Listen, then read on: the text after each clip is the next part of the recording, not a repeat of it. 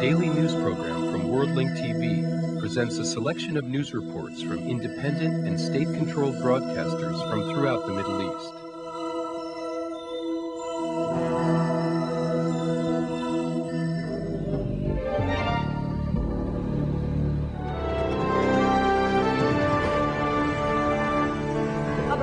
Welcome to the news in brief from Abu Dhabi Television. The Pentagon confirmed the deaths of 11 American soldiers in a helicopter crash yesterday in Fort Drum Base in the state of New York. The White House threatened Saddam Hussein yesterday that there is a little time left for him to decide whether to disarm or to go to war. And the United Nations has decided to pull out its personnel from the demilitarized zone between Iraq and Kuwait in anticipation of a possible U.S.-led war against Iraq. Britain requests that Saddam Hussein use Iraqi television to state he is against weapons of mass destruction. Also, he is seeking a second resolution in the United Nations. We need another resolution from the United Nations. There are many reasons to agree with this decision.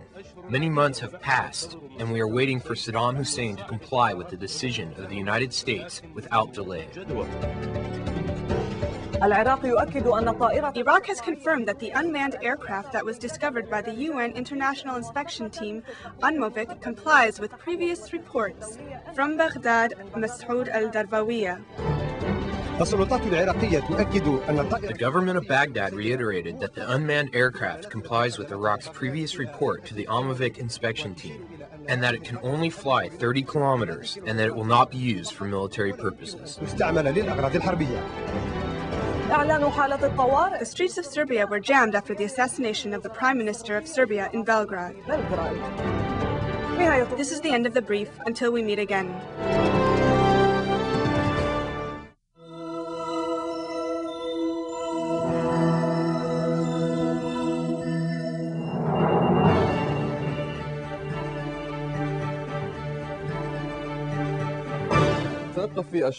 British military sources are saying that the British troops stationed in the Kuwaiti desert are not quite ready to launch a military attack against Iraq, but if there is a need to do so, they will fight. And U.S. warships are unloading hundreds of military vehicles at Al-Iskandaron port in Turkey, which indicates that the United States has not given up the plan to open a new northern front against Iraq. This report by Saad al-Dossi. An American warship is unloading hundreds of military vehicles in Al-Iskandaron port in Turkey, which indicates that the United States has not given up the plan to open a northern front against Iraq. Other military vehicles were unloaded by the end of the last month before the Turkish parliament voted against stationing American troops in Turkish lands. The Turkish authorities are declaring that these vehicles belong to specialized engineering units that were allowed in the country to modernize military bases. Nonetheless, this is the first time that the Americans are unloading military equipment under the cover of night since the Turkish parliament voted against allowing the Americans to station their troops along the Iraqi border. Ankara is saying that it will ask the parliament members to take another vote on the issue. Meanwhile, 500 Turkish military vehicles carriers are driving towards the Iraqi borders. Yesterday, about 200 Turkish military carriers drove to the borders as well, and according to Turkish media sources, they have already entered northern Iraq. A few days ago, traffic was banned on the main road that leads to Al Khabor center along the border, beginning from a checkpoint that is only a few kilometers away from Iraq. The Turkish media is also saying that a series of huge military carriers are leaving Orfa, which is about 150 kilometers away from Al Khabor. On another topic, the Major General of the British Forces, Sir Mick Jackson, is saying that his forces, which are stationed in the Kuwaiti desert, are not quite ready to launch an attack against Iraq. But if there is a need to do so, they will fight. Our defensive measures and equipment. He is saying that there is political work that must be done before launching an attack on Iraq, and that he is still waiting for the arrival of 2 military ships to Kuwait. General Jackson is on a 24-hour visit to Kuwait to inspect the 25,000 British soldiers that are stationed there in preparation for the possible war against Iraq.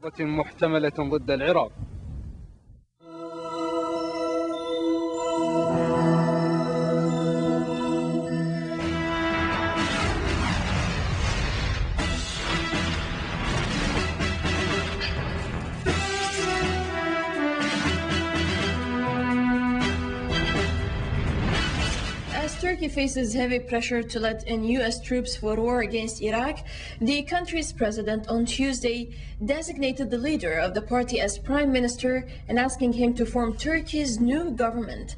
Abdullah Gül, the outgoing prime minister, resigned earlier on Tuesday to make way for Recep Tayyip Erdogan, who won a parliamentary seat in a by-election on Sunday.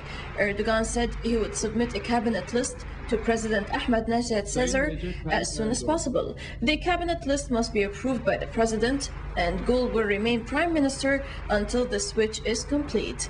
When asked about possible changes in the cabinet, Erdogan said there would be a small amount of change, but gave no details. Hours after his triumph, Erdogan said Turkey needed more assurances from Washington before it could authorize the troop deployment.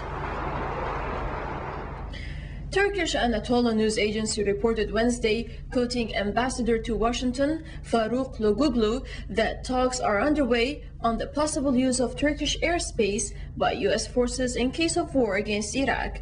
Meanwhile, dozens of Turkish protesters managed to push their way past the security cordon and enter the Incirlik military base, chanting anti-U.S. slogans and demanding the U.S. Army to get out of their country. Soldiers shot in the air and police wielding truncheons clashed with the demonstrators and detained at least 4 people. As debate about war against Iraq continued at the United Nations and in capitals around the world, raids over Iraq are intensifying and military buildup is closer to become complete, awaiting a Turkish approval for the deployment of 62,000 U.S. troops to open a northern front in the event of war. The clock is ticking towards the final touches for a war against Iraq, with all military personnel and equipment along with logistic support ready for a go-ahead sign from Washington. In Turkey, military activity at the ports and air bases was stepped up on Tuesday. A 65-vehicle convoy carrying U.S. military equipment left the ports in the morning and was expected to reach the southeastern town of Mardin later in the day. A further 3 anti-aircraft defense systems were installed in the Mediterranean Incirlik Air Base. Tuesday's action came as debate continued in Turkey about whether to let U.S. troops deploy on its territory to launch a northern front in a war against Iraq. Washington is hoping that Turkish ruling party leader Recep Tayyip Erdogan will resubmit to parliament a U.S. request to allow up to 62,000 U.S. troops to deploy on Turkish soil after he won a by-election on Sunday, which could put him in the prime minister's office as early as this week. But force is already being used against Iraq, as 300 air raids a day are targeting Iraqi defensive systems as a prelude for war. On Tuesday, U.S. Defense Secretary Donald Rumsfeld calls again on the UN Security Council to back a resolution authorizing the use of force, and he reiterated that his country would act with what is called the coalition of the willing if the UN fails to do so.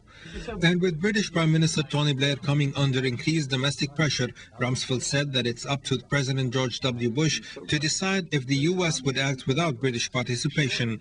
In the meantime, the U.S. main invasion force is massing to the south in the Gulf area. Nearly 300,000 U.S. troops are or soon will be massed in the Persian Gulf region for a possible war with Iraq. There are now more than 26,000 U.S. troops there on multiple desert, Army and Air Force bases, and the number will continue to grow. On-sea pilots and deck crews on the USS Kitty Hawk in the Persian Gulf are honing their skills in operations at night. Although night bombing raids are considered more effective and increase pilot safety, takeoff and landing procedures are considerably more dangerous. The USS Kitty Hawk carries firepower including more than 70 warplanes, including advanced F/A-18 Hornet and sweep-wing F-14A Tomcat strike fighters. For its part, the British Royal Navy has got over 25 ships in the Gulf, almost 40% of its entire fleet. The naval fleet will be serviced by the Merlin helicopters, and this will be its first operational deployment should it take part in war. Russia has refused the U.S. request to expel Iraqi diplomats from Moscow in another sign of strain between the two sides over how to act over Baghdad. Last week, the United States announced the expulsion of 2 Iraqi diplomats whom it accused of spying, and Washington also asked some 60 countries to expel Iraqis. The International Red Cross has completed their preparations in Baghdad in case of U.S. war being waged on Iraq, supplying local hospitals with equipment and erecting thousands of tents to be able to feed and shelter locals. Relief officials have been sounding the alarm, saying Iraqis who have not yet recovered from the effects of the 1991 Gulf War, the country will face an impending health and humanitarian crisis if war erupts. Red Cross has prepared food, milk, drinking water, medicine, tents, blankets, generators to help the Iraqi civilians in the time of war. And workers at Red Cross were busy preparing kits of food, milk, and water to be distributed to the population.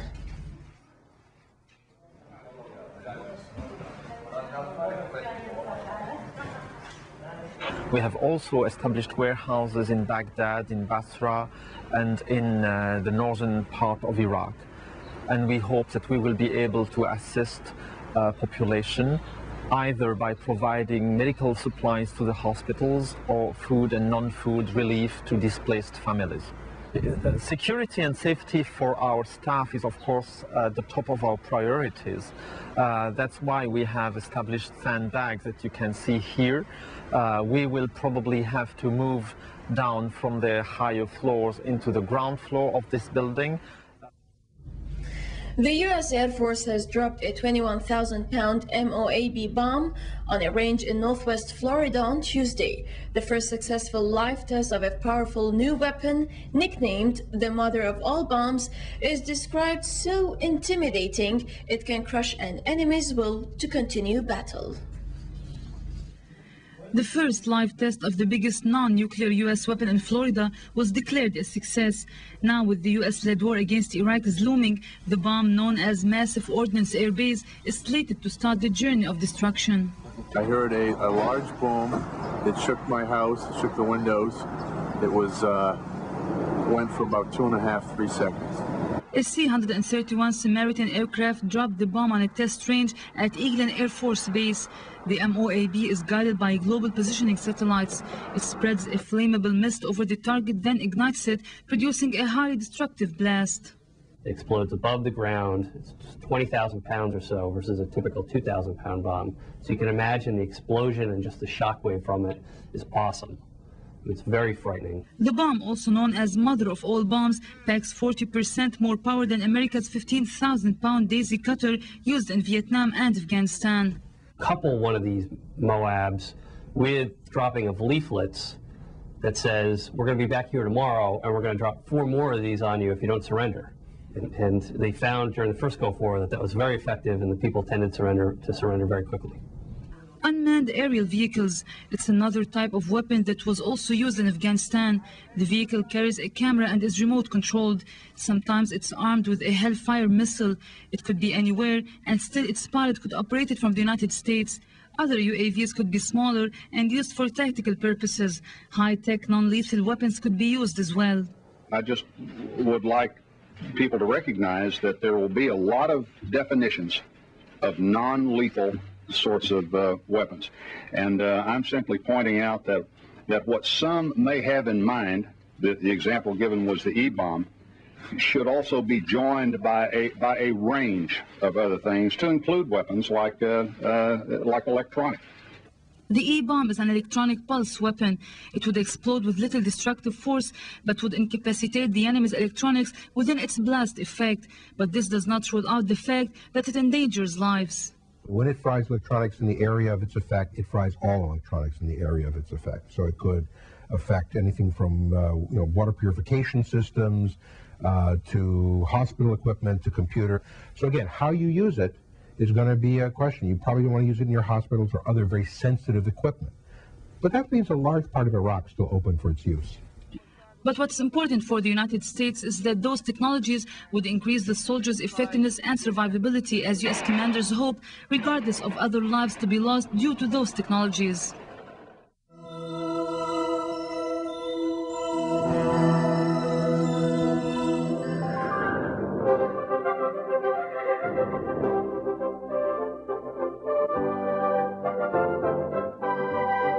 Defying a strong opposition at the UN Security Council, the United States called for a vote authorizing war against Iraq by the end of this week. The United States and Britain struggled to overcome trenchant opposition to their plans for an attack on Iraq, and London said it was ready to compromise to win broader backing for a possible war. However, the White House said that the 15-member Security Council would vote on Iraq this week, despite signs that Britain and the United States had so far failed to muster the 9 votes they need to win approval and veto threats from France and Russia. More details with Nida Ramahi. The raging diplomatic battle at the United Nations may delay a U.S.-led war on Iraq, but not for long. Last week, U.S. Secretary of State Colin Powell declared that he wanted the draft giving Iraq a March 17th ultimatum to disarm or face war to be put to a vote today. But U.S. Ambassador John Negroponte announced that the vote has been postponed. The delay came after France and Russia threatened a veto, and 6 uncommitted nations refused to back Washington. So far, U.S. diplomats are short of only 4 votes at the Council, namely Britain, Spain, Bulgaria, as well as their own. Diplomats in New York spent most of the day in intense negotiations at the Security Council in order to broker a deal that would put an end to the standoff with Iraq. London and Washington said they may modify the draft to list detailed disarmament moves for Iraqi President Saddam Hussein to fulfill by March 17th, and the deadline could be extended for a little bit longer. There was no indication as to when the vote would happen. However, the White House said the vote will take place this week and rejected a proposal to extend the deadline for Baghdad to disarm by 1 month. White House spokesman Ari Fleischer said a plan to extend the March 17th deadline for Iraq to disarm was a non-starter. If the UN does not enforce the resolution, the message to Iraq will be one of laissez-faire. That it is okay to have the weapons you have, because whatever happens, there will be no veto. French President Jacques Chirac has bluntly declared that France will use its own Security Council veto to block a resolution authorizing war against Iraq, saying that there is no reason to wage a war to achieve disarmament of Iraq. Chirac said that whatever happened, Paris would oppose the draft resolution tabled by Britain, the United States, and Spain. Russian Foreign Minister Igor Ivanov said Russia would vote against the new draft UN resolution on Iraq, but his comments seem directed at the current version. During a visit to Iran, Ivanov warned that a unilateral attack would undermine the United Nations and perhaps would be a pretext for radical and terrorist organizations to step up their actions. Russian ambassador to the UN, Sergei Lavrov, stressed his position that more concrete evidence is needed in order to go ahead with any plans for military action. British Prime Minister Tony Blair decreed Russia and France's stance as equivalent to telling Iraqi President Saddam Hussein that he was off the hook. He warned both countries that their UN veto threat risked wrecking the transatlantic alliance. Dividing Europe from America, an alliance that has served us well for over half a century, I think would be a very, very dangerous thing to do. And that's why we've got to find that common ground that brings us back together again. The apparently coordinated action by France and Russia was a further setback for Blair, who desperately needs a new UN mandate for war if he is to avoid a potentially catastrophic split in his ruling Labour Party. In the battle for votes, Britain's Foreign Officer, Minister Baroness Amos, is to visit the 3 African members of the Council, namely Guinea, Cameroon, and Angola, for a second time in a month. She will be following in the footsteps of French Foreign Minister Dominique de Villepin, who is on a similar diplomatic mission on behalf of the anti-war camp.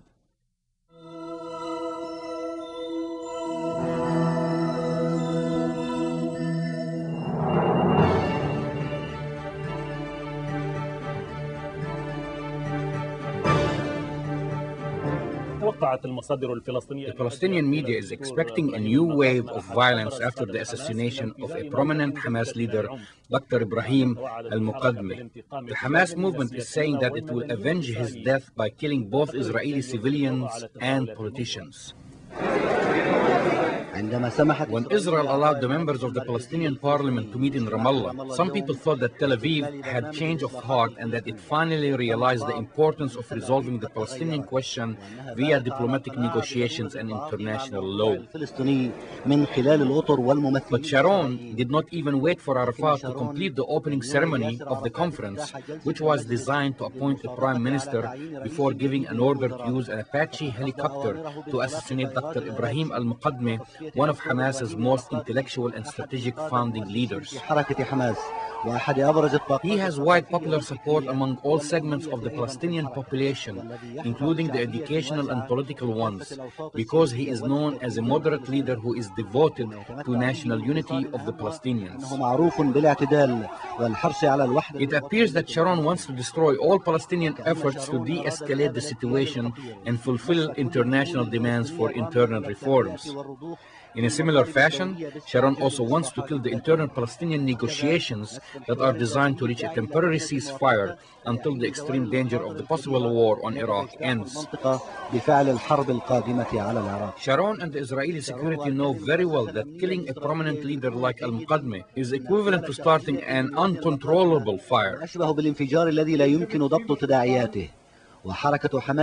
The Hamas movement and thousands of Palestinians from all political sectors participated in the funeral ceremony of their leader, vowing to retaliate with violence and target Israeli politicians and security officials in the very near future.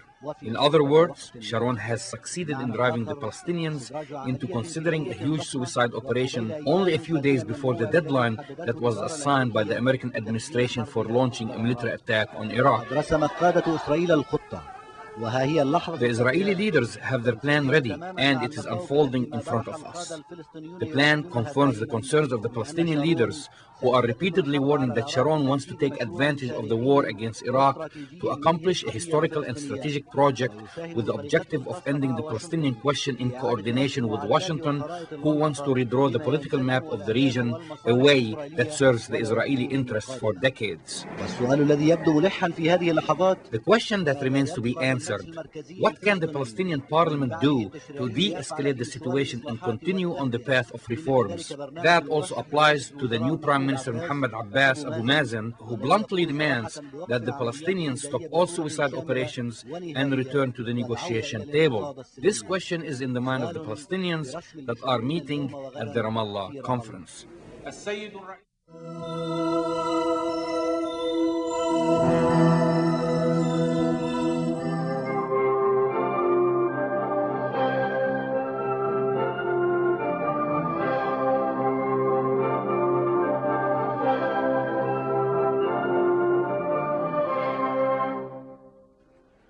In the name of God, the compassionate, the merciful, hello and welcome to Jam Network News. The Islamic Revolution's leader, Ayatollah Ali Khamenei, on Tuesday reiterated the idea of resistance is among the achievements of the Islamic Revolution and one of the lessons taught by the late Imam Khomeini, adding aggressors are not able to stand up to strong nations. Inspecting the headquarters of the Islamic Revolution's Guards Corps Navy, the commander-in-chief of the country's armed forces pointed to the grave consequences of the U.S. military action in the region and underlined the United States will get bogged down in a quagmire if it wages a war in the region, which in turn will expedite its downfall. Ayatollah Khamenei underscored that Washington's expansionist desire, stimulated by the Zionists, will engulf other regions as well, and stressed today it falls upon the world community to stand up to Washington's expansionism. Also, the troops present in the ceremony marched past the commander-in-chief of the armed forces.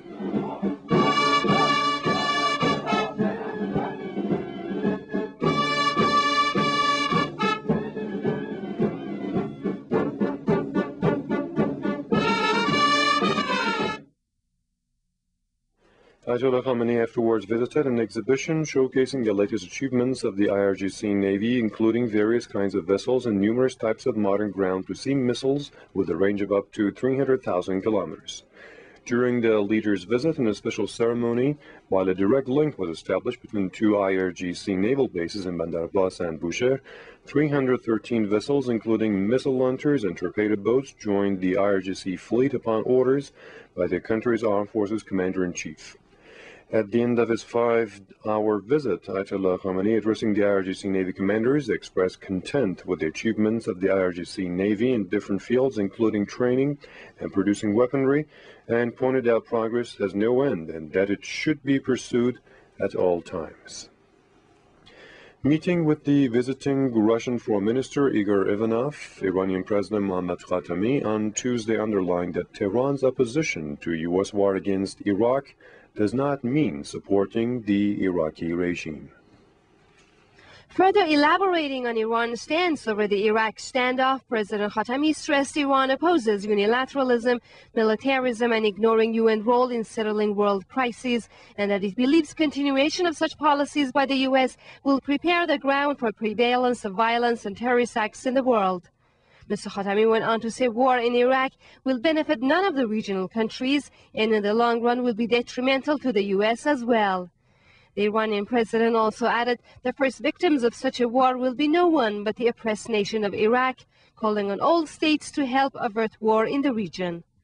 Elsewhere in his remarks, the Iranian president hoped the Caspian Sea legal status will be determined based on justice and through the Sea's Littoral States Agreement. Meanwhile, speaking on Iranian scientists' capability to access fuel nuclear technology, President Khatami said Tehran is not trying to produce nuclear weapons. The visiting Russian foreign minister in turn termed the U.S. stance towards the region as the main reason behind regional insecurity. Mr. Iganov reiterated Washington should respect the ideas of the world's absolute majority to leave the crisis to be resolved under the aegis of the United Nations. The Russian official concluded his remarks by putting emphasis on Tehran-Moscow peaceful nuclear energy cooperation. Russian Foreign Minister Igor Ivanov announced in Tehran on Tuesday that Moscow will definitely veto U.S. proposed resolution. The Russian foreign minister, speaking at a joint press conference with his Iranian counterpart Kamal Karazi in Tehran on Tuesday, pointed out the recent meetings of the Arab League and the Non-Aligned Movement showed that all countries in the world, in view of the Iraq crisis, backed the UN-proposed decisions and not those adopted by Baghdad. Igor Ivanov, in another part of his remarks, reiterated every country, including Iran, has the right to use nuclear energy to produce energy, adding Iran's nuclear programs follow peaceful purposes and are being monitored by the International Atomic Energy Agency. For his part, the Iranian foreign minister underscored that the interests of the regional states and other countries will not be secured unless no war takes place in Iraq.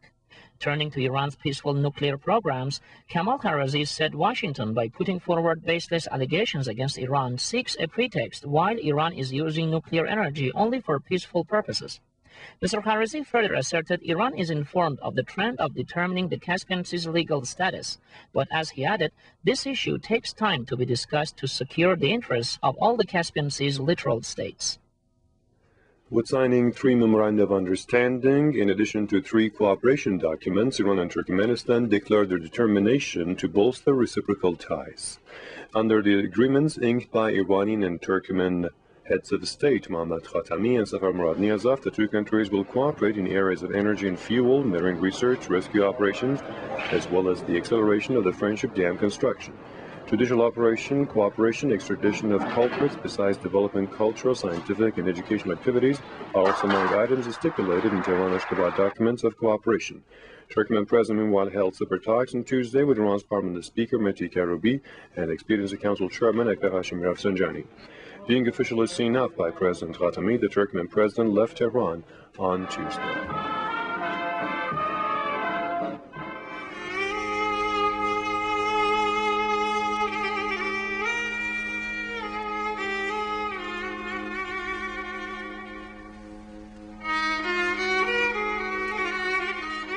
Mosaic is made possible by a grant from the John S. and James L. Knight Foundation, which promotes journalism excellence worldwide and invests in the vitality of 26 U.S. communities.